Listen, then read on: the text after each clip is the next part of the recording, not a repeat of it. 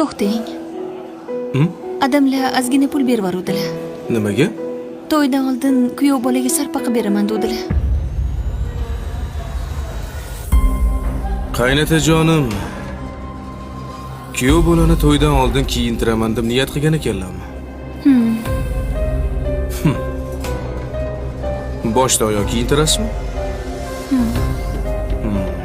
Bo'ldi gap yo'q. Ketdingmi? Ketdik. Men hozir bir joyda. Qarang, mana bu yaxshi ekan. To'xtab tur. Nech pul ekan bu? Qani? 100 ming so'm. Voy. Endi qaynatam yozib bir kuyovni kiyintiraman deganlarida. 100 minglik kiyim kiysam uyatmi? Ha? O, anta premium bo'lim bor. O'sha yerdan zorlardan olamiz, ha? Hozir. Alo. Mana, marhamat. Baraka toping. Rahmat. Sog' bo'linglar. Qarang, yaxshi narsalar oldik-a? Xo'p, sizlardan 5 million 650 ming. Ulardan. Mana shunday yechib oling. Ha, mayli.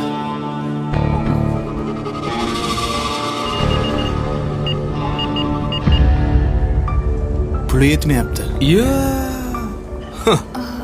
Adajon kartaga kamroq pul tashagan bo'ladingmi-mana? Yo'q, hozir adamga telefon qilib tashab beradilar. Ha, qiling. Alo, Adajon. Menga berib turing. Assalomu alaykum Adajon. Uyalmaysizmi? Shundoq qizi dunyoga kelishiga sababchi bo'lib, uni oq yuvib, oq tarab tarbiya berib, begona qo'lga topshirayotganingiz yetmaganidek, yana kuyovga sarpaqa berishga uyalmaysizmi? Menga unaqa tarbiya berishmagan. Qizingiz o'zini berayotganingiz katta baxt. Shuni o'zi yetadi. Bergan tarbiyangiz uchun rahmat sizga.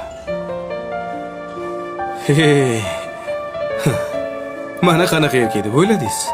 Mana hamma kiyimlarni oling-da. Otajoningizga olib borib bering. Bu meni minnatdorchiligim. Telefoningiz.